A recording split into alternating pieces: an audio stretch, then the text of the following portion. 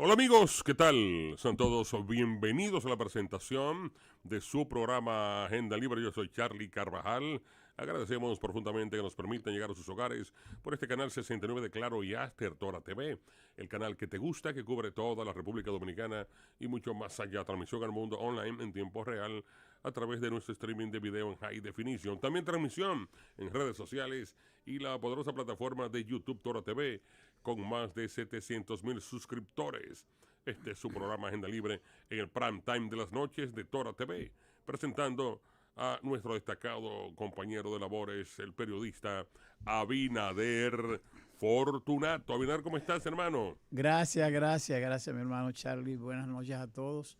Buenas noches a todo el país. Desde aquí, desde el canal 69, esta formidable plataforma de televisión abierta, pero además, como usted decía, como lo decía el maestro Charlie, esa plataforma a nivel de redes sociales, esa plataforma de internet que no, es la gran revolución de la sociedad, de la nueva sociedad, de la sociedad global, son las comunicaciones a través de toda esta plataforma de redes y contactos y eso. Ya nadie está separado de la comunicación.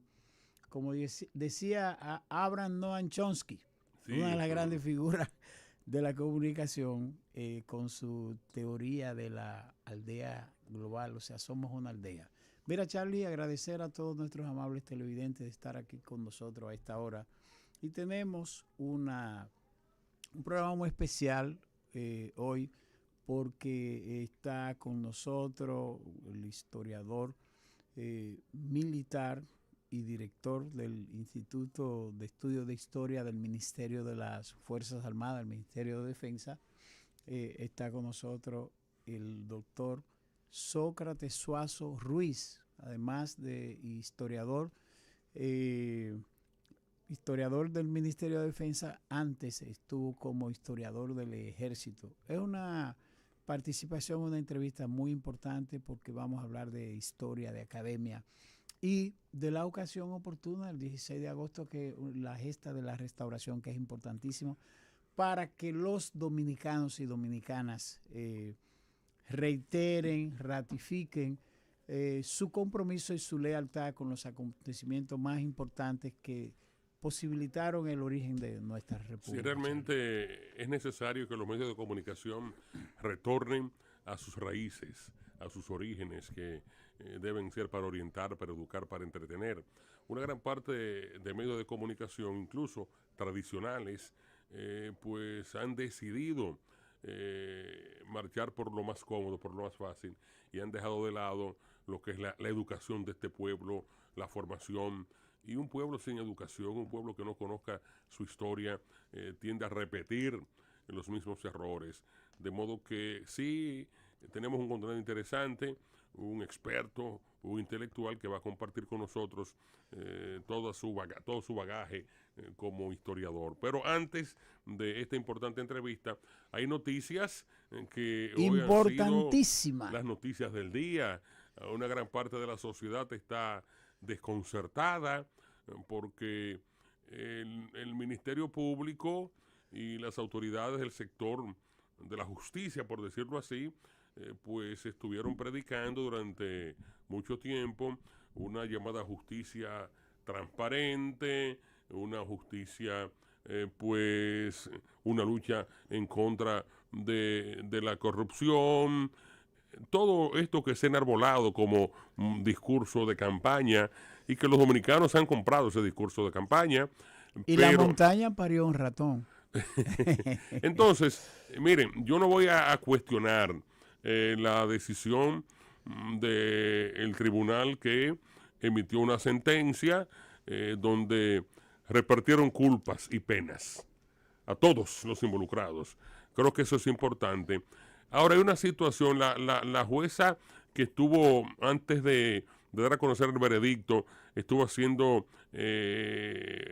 narrando, ¿no?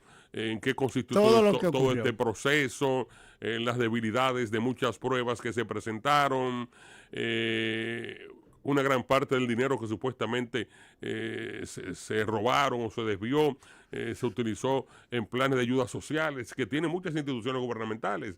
Entonces, yo creo que es importante que este caso se haya llevado a la justicia. Ahora, la gente quería más, la gente no está conforme con la condena al señor Alexis Medina de 7 años de cárcel y a los demás involucrados, los demás involucrados, 5 años de cárcel.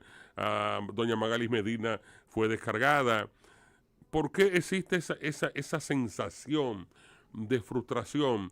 Porque en todo este proceso no se actuó con la transparencia debida y se construyó un circo mediático en torno a la justicia. No estoy defendiendo a Alexis Medina, tampoco estoy diciendo que sea o no sea culpable. Es culpable, pero la gente esperaba condenas más fuertes, ¿no? Bueno, lo que la pasa... mano dura.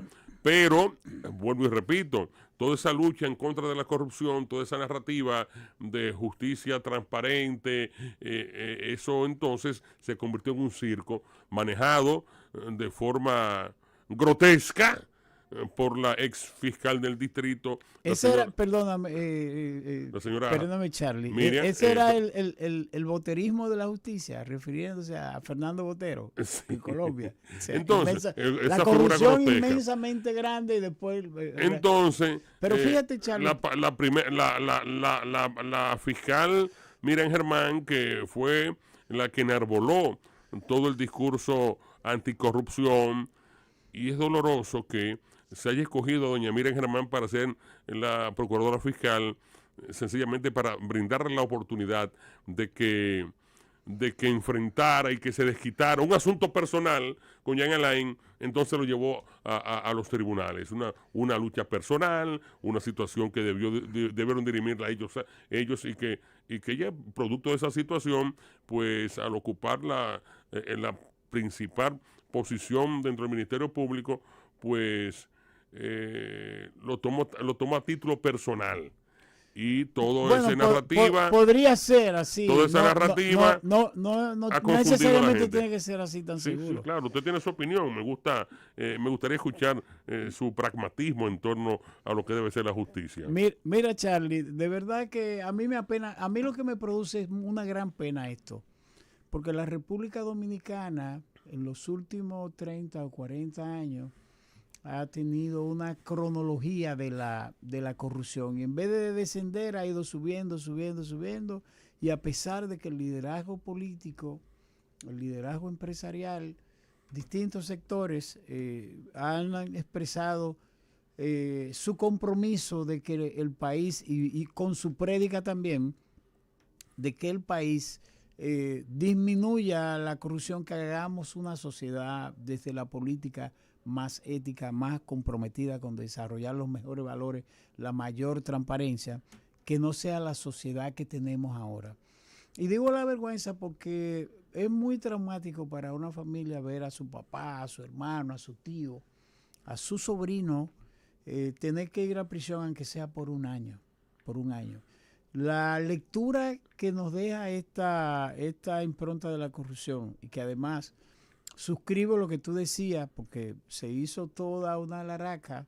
Fíjate que en medio de todo eso, el proceso de la jueza que estuvo comentando todo el proceso, reconoció que había irregularidades. Sin embargo, también admitió que la propia Procuraduría Fiscal, la Procuraduría Adjunta que llevó los casos de corrupción, habría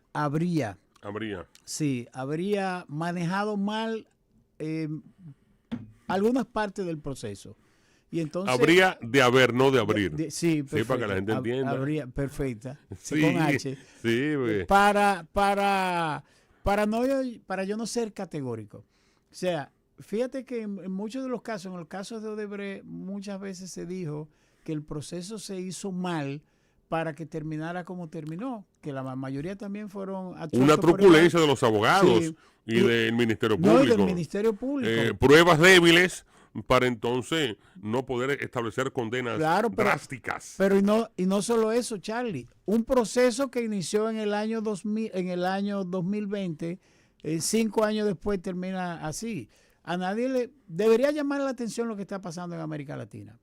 Por ejemplo, en el caso del Perú, Perú tiene como 5 expresidentes que están presos y el otro, Martín Vizcarra, que era el vicepresidente y tenía un presidente que era un líder empresarial, un hombre brillantísimo que estuvo en la junta de directores del Banco Mundial, que hizo el proyecto aquel, el PPK, Pedro Pablo Kuczynskis, que era una figura empresarial que dirigió la mayor acería, amigo de Donald Trump, que cuando él ganó dijo, miren, ganó mi amigo Donald Trump, voy a ir a saludarlo en la Casa Blanca.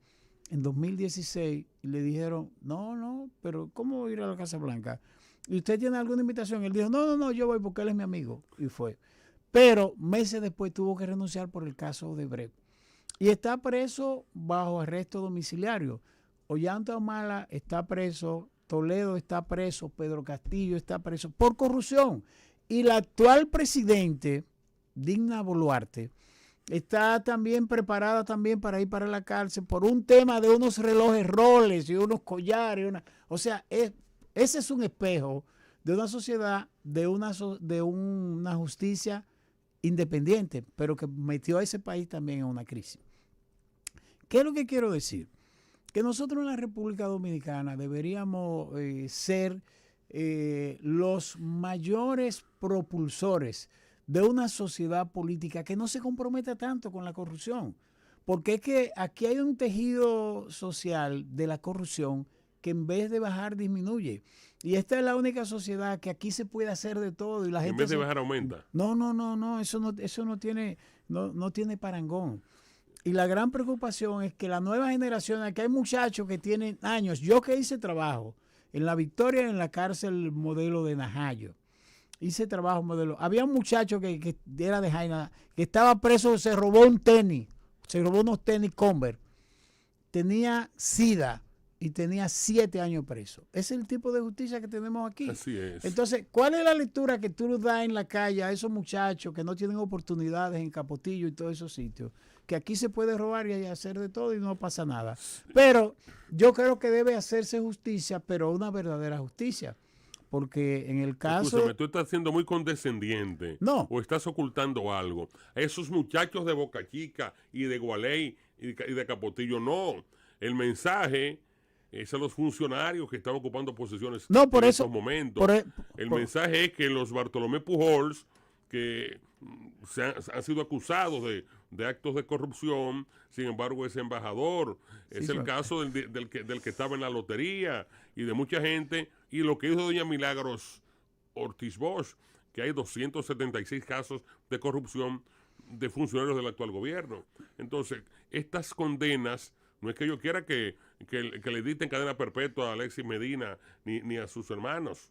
No, jamás. El asunto es que todos aquellos que están manejando fondos públicos dicen, no, pero mira, no pasa nada. No, por eso mencioné el caso de que nosotros estamos hablando de una pandemia de la delincuencia en la República Dominicana a nivel de la calle, de crímenes de esa naturaleza, pequeños, buscando un celular, haciendo un atraco. Pero entonces tenemos gente que se ha llevado miles de millones que deben ir a la educación, a los hospitales, a todo. Nosotros debemos ser realmente la gran meca, la gran monarquía del Caribe como país institucionalmente. Así es. Y no lo somos también por eso. Pero también no se puede negar lo que es el proceso de la politización y la manipulación de la justicia cuando llega un partido con otro. Ahora nosotros tenemos historia y tenemos precedentes. El expresidente Salvador Jorge Blanco estuvo preso por temas de corrupción en ese tiempo, pero el anterior presidente, don Antonio Guzmán Fernández, se suicidó y dicen que se suicidó no solo por temor a la justicia real, por temas de justicia real, sino que se suicidó por la amenaza que representaba el grupo de Salvador contra él. Lo dice y lo recoge un joven escritor. Y extrapolando eso a días más recientes, porque hay que decir, hay que contarlas todas. Recordamos aquel exfuncionario del gobierno de Danilo Medina que se suicidó porque había acusaciones de que lo iban a someter a la justicia, hay muchos rumores, y él prefirió pues hacerse un disparo en la cabeza. Sí, y sí. también el caso Fue director del de Plan nuestro Social. amigo Reinaldo Pared Pérez, amigo suyo, que Sí, no así. soportó la presión del cuestionamiento público y dicen que por eso se suicidó. O sea que desde los presidentes Antonio Guzmán y Salvador Jorge Blanco hasta uno o 2 años atrás, o sea, es un problema, es una epidemia que tenemos a nivel de corrupción gubernamental. Y ya anteriormente en el propio gobierno de Danilo, cuando llegó el gobierno del presidente Luis Abinader, una gran cantidad de funcionarios del gobierno de Danilo, la mayoría estuvieron presos y han sido procesados. Y recuérdate que eso se hizo siendo Danilo presidente. Metió preso a Tatemo, a Tatemito Clemontá cayó preso. Jean Alain lo metió preso. Pero después de eso, el presidente Abinader destituyó como al menos como 5 o 7 ministros. Llegando a su gobierno, el de salud pública, el de aquí, el de allá, el secretario de la presidencia, el ministro de la presidencia, un paquete por temas de corrupción, aunque no han sido procesados, pero por lo menos se llama la atención. Finalmente lo que quiero decir es que nosotros debemos comprometernos, más allá de la necesidad de ponerle freno a la corrupción y detenerla y que la gente devuelva todo lo que se ha robado, es el empeño de nosotros hacer una sociedad más ética, más transparente, más horizontal en términos de la equidad que le corresponde a cada quien y echar el país hacia adelante, porque de verdad que deja un mal sabor para la sociedad, para la familia, que funcionarios que el Estado le da el privilegio desde un partido para dirigir el país se roben los recursos del Estado y que también lo hagan gente del sector privado, también lo hagan jefes militares, también porque hay de todo en la viña del Señor, lo hagan funcionarios de distintas categorías y de distintas responsabilidades en el aparato del Estado. La sociedad lo que quiere es transparencia, porque sigo diciendo que es un trago amargo cualquiera de las decisiones que se tomen, porque la gente no va a olvidar que su nombre estaba en una lista procesado por corrupción, por robo, le llaman indelicadeza, pero por robo de dinero público, que es lo que nosotros debemos tratar de ser probos. Pero tú sabes lo que hacen esos descarados que dicen, no, eran acusaciones políticas. Eso es mentira, yo no me robo un peso. Mira, pero ya para poner en contexto todo estos análisis que hicimos, vamos entonces a dar algunas pinceladas de en qué consistió la demanda, la sentencia, que se emitió esta madrugada en torno al caso de Alexis Medina. Mira, está, vamos a decirlo sintetizado, Alexis fue condenado a 7 años de prisión, Magalis Medina, su hermana, fue descargada, de modo que a grandes rasgos esto fue lo que ocurrió. Alexis fue condenado a solo 7 años de prisión y Magalis descargada, le decía. El primero fue encontrado culpable de soborno en el comercio y la inversión y lavado de activos, uso de documentos falsos, asociación de malhechores, en tanto que a la segunda no le fue encontrada ninguna responsabilidad. ¿Cómo es posible que con todos estos cargos sencillamente lo hayan condenado a 7 años? Estafa pública, de todo. Entonces, bueno, pero a lo mejor el proceso no se hizo bien, Charlie, no se fundamentó, porque ahí está el cuestionamiento. Ella admite, pero dijo que había irregularidades en el proceso de las calificaciones y del establecimiento de responsabilidad. Bueno, también fue condenado José Dolores Santana Carmona a 6 años de prisión. Huáscar Bernabé Méndez Pineda también fue condenado a 6 años de prisión. Francisco Ramón Brea Morel, Carlos Martín Montes de Oca, Rigoberto Alcántara Batista, Paola Mercedes y Víctor Matías Encarnación a 5 años. De modo que, y déjame decirte que ya estos condenados han decidido apelar esta sentencia. Como era natural. Como era natural, como se esperaba. O sea que tendremos un poquito más de circo.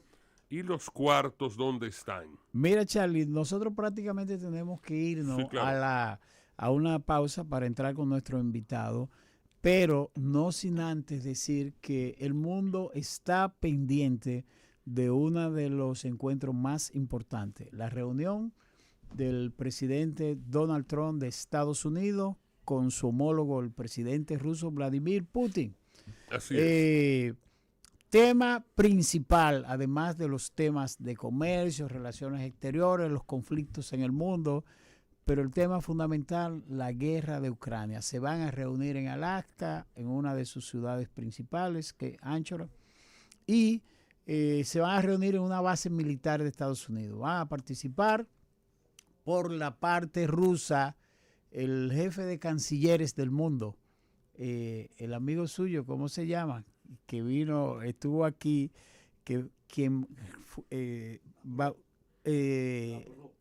sí, Sergei Lavrov. Se va a participar el ministro de Economía de Rusia, va a participar también el ministro de Defensa de Rusia, de Defensa de Rusia. Y por el Pentágono, cada uno de los equipos va a llegar 5 delegados de funcionarios. Así es. Y se espera, hay gran expectativa porque simultáneamente con esto, en Alemania se lleva un encuentro de la Unión Europea, de la gran cantidad de miembros de la OTAN prácticamente en Europa, que es el otro frente que tiene Estados Unidos y que tiene Putin de ese lado, pero para hacer su cumbre, para ellos también tener protagonismo y que lo plantearon así. Esperamos que esto realmente le dé beneficio al mundo, de que en la guerra de Ucrania y los otros conflictos, el genocidio que tiene Israel en Gaza, pues pueda parar y puedan detenerse estos conflictos. Así es. Bueno, Abinader, con tu permiso, vamos a una ligera pausa comercial. En breve continuamos con más contenido en este su programa Agenda Libre. Adelante, señor director.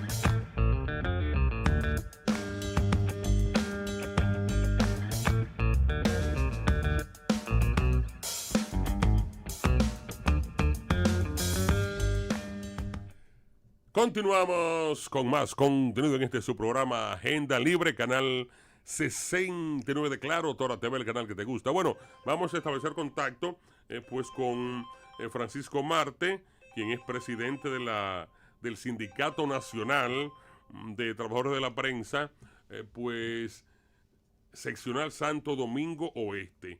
¿Qué pasa, Francisco Marte? Lo tenemos en línea. ¿Está ahí Francisco todavía? Bueno, se cayó la llamada. Bueno, es que mañana hay elecciones del Sindicato Nacional de Trabajadores de la Prensa. Francisco Marte, lo tenemos aquí de nuevo. Francisco, buenas noches, ¿cómo estás? Buenas noches, Charlie. Buenas noches. Gracias por la oportunidad que me da de tu espacio. Es un honor y privilegio estar contigo. ¿Cómo es el proceso de elecciones del Sindicato Nacional de Trabajadores de la Prensa a nivel nacional? El proceso en Santo Domingo Oeste, la sección donde tú eres presidente. Danos un briefing de cómo va todo. ¿Y hay elecciones mañana entonces?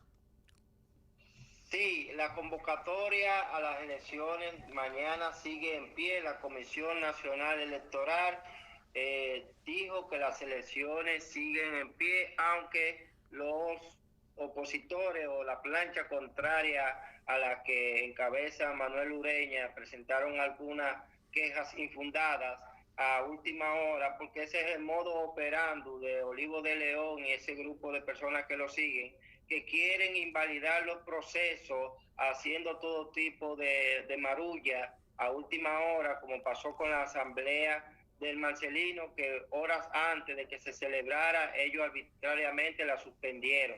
Entonces, la Comisión Electoral sigue con el llamado a los votantes de los trabajadores de la prensa que acudan mañana en todas las filiales del país y a nivel nacional para que cojan sus candidatos que los representen. ¿Cuál es tu plancha y tus aspiraciones? Vamos a orientar a los amigos televidentes de paso.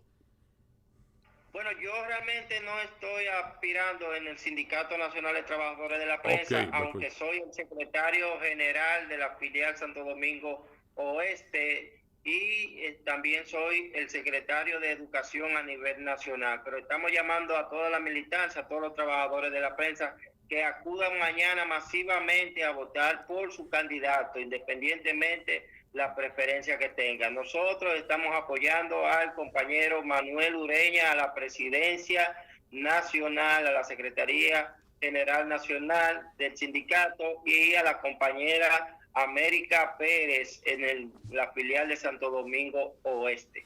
Bueno, Francisco Marte, muchas gracias. Esperamos que todo se desarrolle mañana con toda normalidad. Y bueno, un hermano, un periodista, un comunicador que se ha destacado como dirigente gremial. Buenas noches y éxitos, Francisco Marte. Gracias, Charlie.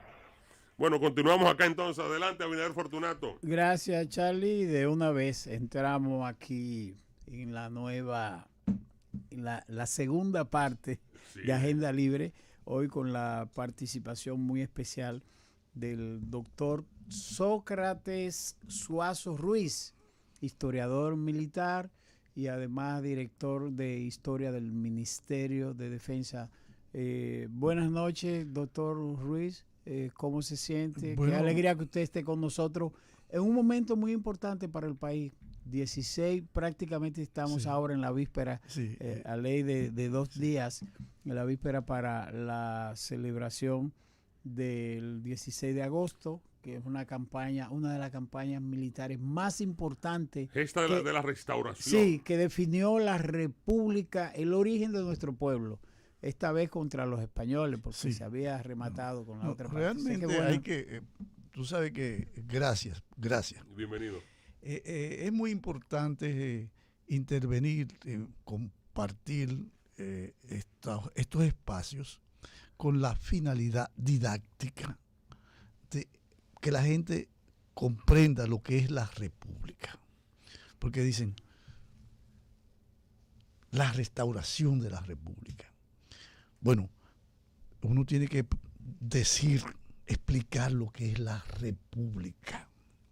Lo que es la república en términos conceptual, práctico, como entidad, como régimen político de manejo del Estado. Porque ¿a quién se le ocurrió la república? Uno tiene que partir a quién se le ocurrió la república y quién creía en la república. El origen de la república. Y el origen de la república, indiscutiblemente, tenemos que rastrearlo en el pensamiento revolucionario y antiimperialista de Juan Pablo Duarte. Él es el fundador de la república, él es el que dice en 1838 en la fundación de la Trinitaria que se creará la República Dominicana. Ahora, ¿a partir de qué viene ese pensamiento? A partir de que Duarte estuvo en Estados Unidos en 1829 y conoció la primera constitución escrita de la modernidad, porque esa era la primera constitución, lo demás era consuetudinario, es decir, por costumbre se regían los estados. Pero la Revolución Francesa, que es con la cual se funda la primera República Francesa, que es la primera revolución burguesa de la humanidad, que derriba a los regímenes monárquicos. Empieza el fin de las monarquías y las monarquías tienen que dar paso a las monarquías constitucionales, tienen que adecuarse a la democracia que se estableció en Francia a partir de la Revolución Francesa. El principio de las leyes de Montesquieu. Que se expandió incluso por toda Europa. Incluso España va a producir la Revolución Carlista, aquella que pare la Constitución de Cádiz en 1812. ¿Ve? Entonces Duarte es el que va a Estados Unidos, conoce la Constitución norteamericana, está 6 meses en Nueva York. Y huyendo, sí, abrevando en ese, como una esponja, y ahí pasa a Inglaterra, está en Francia y termina en Cataluña, la base del desarrollo más importante, más avanzado de España. Y ahí entonces él estructura ese andamiaje ideológico revolucionario de esos ideales y los trae aquí y los siembra ¿dónde? En la juventud, en la pequeña burguesía, la clase media. Escúchame que le interrumpa. Ese viaje fue a través del cual Juan Pablo Duarte logró concebir la república, la nación. Ahora bien, el objetivo de este viaje, ¿cuáles fueron los objetivos? ¿Fue un viaje educativo? ¿Fue un viaje de paseo? ¿Fue estudiar? El propósito de ese viaje, ¿cuál fue? El padre de Duarte es un español, Juan José Duarte Rodríguez. Y él se da cuenta indiscutiblemente que Duarte es un cabeza caliente. Okay. Y dice, este muchacho con 16 años, los tíos maternos de Duarte estuvieron con Juan Sánchez Ramírez, con Ciriaco Ramírez en 1810, 1811. Son los primeros que hablan de la independencia. Okay. Entonces, ese diálogo, en esa oralidad, Duarte de algún modo hay un ambiente familiar importante y un rechazo de su padre a la ocupación haitiana. Entonces, el padre dice, déjame enviar a este muchacho primero para ver si estudia teneduría de libros, y entonces lo envía con su amigo, un catalán, y con el destino final era Cataluña. Sí. Pero Cataluña ahí operaba el puerto más importante del Mediterráneo de su época. Ahí él conoció sindicalismo. Ahí llegaba todo. Ahí llegaba todo de todo el Mediterráneo, y además Europa estaba en ebullición de en los ideales románticos, que era una corriente política liberal. Donde se están también fundando los estados nacionales. De los antiguos reinos se están construyendo los estados nacionales, porque eso es consecuencia de la Revolución Francesa, de la Revolución Carlista en España. De modo que él termina de formarse lo que es la República. Y por eso nos vamos a lanzar a la República. Y en 1844 hay 3 movimientos, porque la base de nuestra conversación de hoy es la restauración. Pero tenemos que decirle al público que aquí habían 3 corrientes. La corriente de Santana, que era pro-española. Anexión a España. La corriente de Buenaventura Báez, que fue un representante en la legislación en Haití en 1843, porque Haití era la República de Haití, todo el territorio de la isla. En consecuencia, él fue como delegado de los pueblos del este. Los pueblos del este somos nosotros, porque nosotros estamos en el este de la isla. Okay. Perfectamente. Bueno, en consecuencia, Buenaventura Báez hace alianza con el cónsul Levasseur, que es el cónsul francés en Puerto Príncipe, y pactan lo que se llama el plan Levasseur. El plan Levasseur, que era un protectorado de Francia, una vez nos separáramos de Haití, y entonces que llegaran los franceses por este lado también. Sí, correcto. Entonces nosotros queríamos darle, los anexionistas, los proteccionistas, querían darle a Samaná, a Francia, y el ejercicio, bueno, todavía están y que ahí. decretar, sí, están ahí en Limón. pero ahora de paseo y de turista. Correcto. Pero bueno, entonces el ejercicio, la designación del encargado del poder ejecutivo por parte de Francia. A cambio de eso nos daba protección militar. Así nace la República. El tercer grupo, que es el de los jóvenes de la ciudad colonial, de los urbanos. Sí. Entonces, esos muchachos son los que van a hacer la independencia pura y simple. Los únicos que creían en la República, los únicos que entendían la República en un país que para la época tenía un 96-97% de analfabetismo, eran los trinitarios, era Duarte y ese grupo. Bueno, así nace la República. ¿Soñadores, doctor? Es necesario tener pasión y tener niveles de sueño para construir los grandes proyectos. Pero revolucionarios. Revolucionarios totalmente. Pensamiento muy alto. Muy avanzado para su época. Yo digo político. Que sí, Duarte es indiscutiblemente uno de los primeros dominicanos de la modernidad. Duarte desarrolla un movimiento revolucionario que por primera vez hace visible la participación de la mujer en los aspectos políticos y sociales. Porque eso es la trinitaria, María Trinidad Sánchez, Concepción Bona, Rosa Duarte, María Baltasara de los Reyes, Ana Valverde, Rosa Duvergé. Esas mujeres, o sea que las mujeres fueron muy protagónicas en todo ese movimiento. En todo ese movimiento. Porque que dan origen a la República. Correcto, pero es un movimiento, es un pensamiento revolucionario el que funda la República. Duarte no era un machista ni el movimiento tampoco. No, es que la modernidad implica la participación de todos los seres humanos y las mujeres son el 50%. Doctor. Además, debo decirte una cosa, pero eso va a tener crisis la Primera República. El 9 de junio, nosotros damos un golpe de Estado revolucionario contra los planes del plan Levasseur. Y se revierte eso entonces. Se revierte eso y se lleva a la presidencia a Francisco de Rosario Sánchez, porque también hay un factor étnico.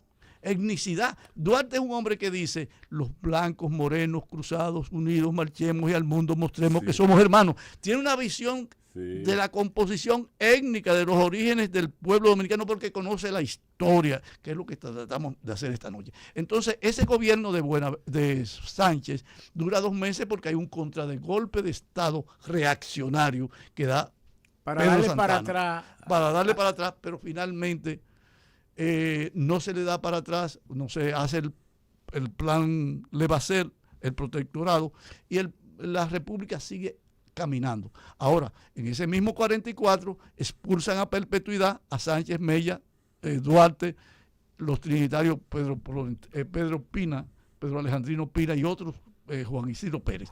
En consecuencia, la República va a andar. Y en 1847, ese grupo conservador que nunca entendió la República, esa gente nunca entendieron lo que era la República y nunca aspiraron a la independencia pura y simple. Porque ellos, cuando hacen el manifiesto de los pueblos del Este, que es nuestra acta de independencia, dicen separación de Haití, en ausencia de Duarte, indiscutiblemente, porque Duarte sí entendía la semántica de los documentos políticos.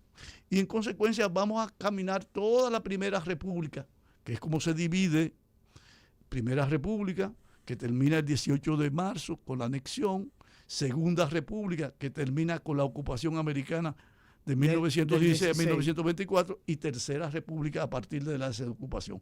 Hay quienes dicen que la Cuarta República es la República después de la Guerra de abril de 1966. Le quiero preguntar algo, doctor, por la importancia del tema. Nosotros empezamos, quizá podríamos, no entramos en el origen, pero es importantísimo que usted pueda decirnos qué importancia y trascendencia tiene para el Ministerio de Defensa, para las Fuerzas Armadas Dominicanas, un trabajo como el que usted hace desde esa posición de historiador militar y eso. ¿Qué trascendencia tiene para la parte militar y qué trascendencia tiene para la parte política desde el punto de vista de la nación? Sí, hay un concepto que lo usan las naciones desarrolladas que se llama la cultura de defensa. Ese concepto implica que todos somos responsables de la defensa, que la defensa tiene que ver con la educación, tiene que ver con la cultura, tiene que ver con toda manifestación, hasta con la salud, con la política de los ayuntamientos, con el empoderamiento que tiene la población frente a todas las circunstancias que puedan atentar contra la seguridad y la defensa nacional. Los trinitarios nos demostraron, las mujeres como Salomé Ureña nos demostró, el Siria Pepín nos demostró en 1916-1924, que el factor educativo es crucial para defender a la patria. Que no se defiende nada que tú no conozcas y que tú no tengas compromiso. Y lo vamos a ver incluso en el proceso de la anexión y el proceso de la guerra restauradora. Solo cuando ese movimiento alcanza un empoderamiento y una identificación con nuestra identidad, y una reafirmación de la dominicanidad, de la independencia, la autogestión, las libertades públicas, entonces cuando nos lanzamos a la guerra. Porque originalmente, cuando entramos a la anexión, y hay que entender por qué Santana se mete en la anexión. La gente le pone una etiqueta traidor y lo deja ahí, porque no quiere conocer los detalles. Okay. Las cosas no son ni negros y blancos, tienen matices. Hay que mirar el bosque. Correcto, no hay que mirar el bosque. Y además de eso, aquí el país se debatió durante 12 años de guerra, de invasiones haitianas. Haití tenía más población que nosotros. 600.000 o 700.000 habitantes tenía Haití para la independencia nacional, y nosotros teníamos quizás 175.000 o 200.000 dominicanos en todo este vasto territorio. En consecuencia, cuando se produce en 1856 la última invasión haitiana, que la derrotamos en Sabana Larga, Dajabón, como la habíamos derrotado en San Tomé y Cambronal, como lo derrotamos anteriormente en 1849 en Las Carreras y El Número, como lo derrotamos en 1845 en Beler y La Estrelleta, como lo derrotamos en 1844 en Azua y Santiago. Pero 12 años de guerra lastró las posibilidades de desarrollo, porque los hombres, en lugar de estar produciendo, tenían que estar en la guerra. Están en la guerra. Y entonces esos 12 años dejó al país en un estado de quiebra. Económicamente muy afectado. Muy afectado. Incluso cuando en 1857 Buenaventura Báez se ve en la necesidad de hacer emisiones inorgánicas, sí, de papeletas sin fondo, eso va a generar que el tabaco que se vendía, que tenía buen precio y buena demanda en Alemania, Francia, esos francos, entonces el gobierno se los cogía y se los quitaba a los campesinos, a los tabaqueros cibaeños, y eso va a producir lo que se llama la revolución cibaeña contra la quiebra. Cuando Santana regresa al poder, que los cibaeños lo llaman, que Báez lo había deportado y regresa, Santana se da cuenta que aquí no había con qué pagarle ni a los guardias, ni a los empleados, ni a los maestros, que este país no tenía carreteras, que este país no producía nada en características intensivas, o sea, no había una industria, no habían medios de producción. La escuela, seguíamos con un analfabetismo muy alto, pocas escuelas y pocos maestros. Entonces, en esa quiebra que generó, que profundizó Buenaventura Báez, sumándoselo a la guerra por la independencia nacional, entonces el país estaba quebrado. Veía Santana también el temor de la influencia norteamericana, donde apresaron a unos exploradores norteamericanos en las costas del sur. Y además de eso, en consecuencia, cuando los primeros comisionados españoles vinieron a explorar cómo hacer, si era válido la anexión, algunos recomendaron que España no se metiera en el proyecto de anexar este territorio, porque este territorio no les representaba, no producía riquezas. La gente tenía un conuco alrededor del bohío. Era el conuquismo. El conuquismo. Sin embargo, la colonia, la parte haitiana, era productiva económicamente por el tema de los ingenios. Sí, por el tema de los ingenios, pero también porque los franceses que estaban ahí, que eran terribles, con una explotación terrible, ellos usaban el contrabando de esclavos, el contrabando de armas y una serie de delitos que impactaban a todo el territorio, a todo el área, toda la región del Caribe y continental. O sea, que no solamente ellos producían dinero a través de las grandes explotación azucarera, sino que producían con otros negocios. Entonces ellos sí, los haitianos tenían las armas de Leclerc, de Emmanuel Leclerc, de la invasión de 1801. Ellos eran una potencia con relación a nosotros. Ahora bien, frente a eso, ¿qué hace? Dice, bueno, Pedro Santana procura anexarnos a España. Y se mete en un crimen de lesa patria. Pero él no tenía la fe en la República. Él no entendía la República, porque en la cabeza de un taita, en la cabeza de un cacique de eso, no había la suficiente preparación para entender los fenómenos de la economía y los conflictos geopolíticos que ya existían en esa época. En 1861 empieza la guerra de secesión norteamericana y eso tiene un impacto porque los españoles aprovechan la guerra de secesión del norte con el sur de los Estados Unidos, porque los Estados Unidos están mirando para otro sitio y no pueden reclamar que se cumpla la doctrina de Monroe de América para los americanos. Pero hay dos eventos importantes, perdóname Charlie, para situarlo en ese mismo contexto de lo que tú le vayas a preguntar, no sé qué es, pero le voy a decir para planteárselo al doctor, porque hemos hecho el recorrido.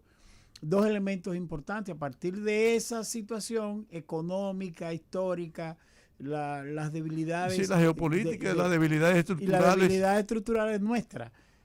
Dos figuras importantes.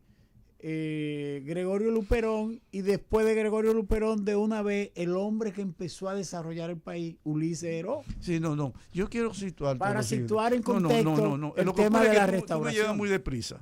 Entonces, por el tiempo.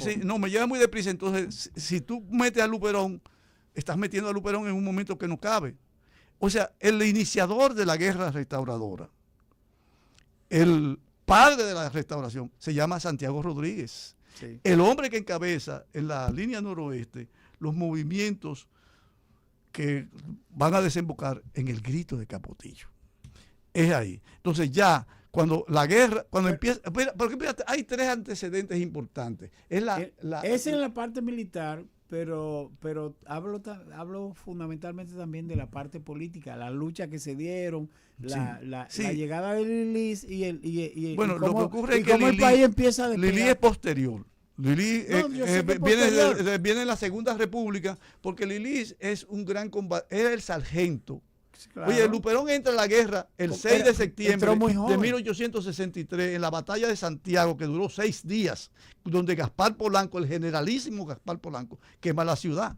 Entonces, él tiene el don de la palabra, arengando a las tropas, porque ahí hay 8.000 hombres cercando a los españoles en la fortaleza San Luis, y él quema la ciudad, Gaspar Polanco. Ahí nace Luperón militarmente. Luperón se ha promovido como una figura que no cabe en esa etapa, porque en esa etapa los generales eran Gaspar Polanco, Santiago Rodríguez, Benito Monción y Pepillo Salcedo. Oye bien, cuando fusilan a Pepillo Salcedo, que es el gobierno provisorio, o sea, cuando terminamos la batalla de Santiago del 6 de septiembre al 13, el 14 eligen a Pepillo Salcedo presidente, lo instauran como presidente y en consecuencia ahí el ministro de Guerra y Marina, el ministro de Guerra es Ramón Matías Mella, porque en la guerra restauradora participan los tres padres de la patria, participa Francisco Rosario Sánchez, que entra por Haití porque no puede entrar por otra parte, sí. Matan a José Contreras y a Cayetano Hermosén en Moca y fusilan al poeta Eugenio Perdomo en Santiago. Porque hay un proceso. La guerra restauradora originalmente es una guerra que los anexionistas tenían tenían apoyo y participación de grandes comandantes militares. Ahora, la anexión fracasó económicamente porque los españoles no pudieron amortizar las papeletas sin fondo que dio Buenaventura y ellos se comprometieron a ello. Ellos prometieron ferrocarriles por toda la isla y no hicieron eso. Y además fueron racistas, manejaron el Estado en los puestos fundamentales de la administración pública, era para los españoles o los cubanos, y en desmedro del mulato y del negro dominicano. Incluso los curas dominicanos fueron relegados a parroquias sin importancia, siendo sustituidos por españoles y cubanos. O sea, hay un componente social, hay un componente religioso, hay un componente económico, político, donde nosotros vamos a reafirmarnos, porque la restauración es una reafirmación de la dominicanidad. Estamos restaurando la república, porque la república la pudieron matar, pero no pudieron matar a la nación dominicana. El nivel de conciencia, el nivel de patriotismo, el nivel de compromiso. Y eso va a dar como resultado que cuando se traicionan esos ideales, en 1868 empieza la guerra contra la anexión a los Estados Unidos. Bueno, realmente el coronel tendrá que volver de nuevo, se quedaron muchos temas. Yo tenía varias preguntas en la recámara. Pero no hay problema, lo que más es tiempo. Gracias, ha sido una entrevista interesante. Hay que traerlo. Despídalo usted a su invitado de lujo. Hay que traerlo, el invitado Charlie, yo soy un admirador suyo. El invitado del país. Sí, yo creo hay que traerlo porque yo siento que, y eso ya en la parte final prácticamente ya terminamos, ¿verdad, Charlie? En la parte final, porque uno le preocupa mucho que la enseñanza de la historia en la República Dominicana no tenga el rango que debió tener, ¿verdad, Charlie? Así es. Bueno, coronel Sócrates Suazo Ruiz, historiador militar, un intelectual, un historiador que nos ha documentado en grande. Yo creo que el espacio ha sido muy corto, el tiempo. Sí. Y ojalá es un tema apasionante. Sí, realmente. Y es una epopeya nacional, es una guerra de liberación nacional. Así es. Bueno, de esta forma, gracias, coronel, por su presencia. De esta forma, llegamos al final de esta edición de su programa Agenda Libre. Como siempre, agradecemos a los amables televidentes por su sintonía. Como siempre, les acompañaron Abinader Fortunato.